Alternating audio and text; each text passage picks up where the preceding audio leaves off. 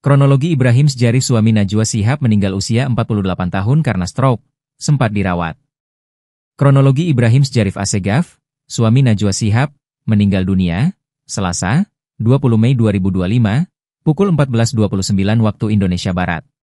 Sebelum menghembuskan napas terakhirnya, Ibrahim Sjarif sempat dirawat di RS PON Jakarta Timur.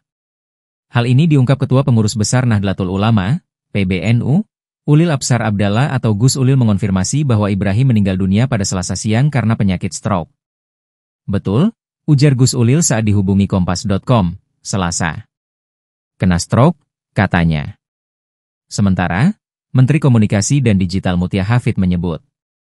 Menteri Komunikasi dan Digital, Komdigi, Mutia Hafid menyebut, Ibrahim dinyatakan meninggal dunia pukul 14.29 waktu Indonesia Barat. Innalillahi wa inna ilaihi raji'un. Telah berpulang ke rahmatullah Ibrahim Sjarif bin Hussein Ibrahim Assegaf, ujar Mutia kepada Kompas.com, Selasa. Tempat RS PON, ujar Mutia, dalam keterangan tertulisnya, Selasa. Ibrahim akan dimakamkan di TPU Jeruk Purut, Jakarta, pada Rabu, 21 Mei 2025, besok.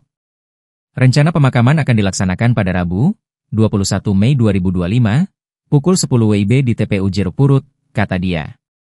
Mutia menyampaikan, jenazah Ibrahim akan disemayamkan di kediaman Cilandak Timur, Pasar Minggu. Dia pun memohon doa agar semua pihak memaafkan kesalahan Ibrahim. Mohon dimaafkan segala kesalahan semasa hidupnya dan semoga amal ibadahnya diterima di sisi Allah yang Maha Pengasih dan Pemberi Kasih. Amin ya Rabbal Alamin, imbuh Mutia. Kabar kepergian Ibrahim juga disampaikan secara resmi oleh pihak Narasi, platform media yang turut didirikannya bersama Najwa Shihab.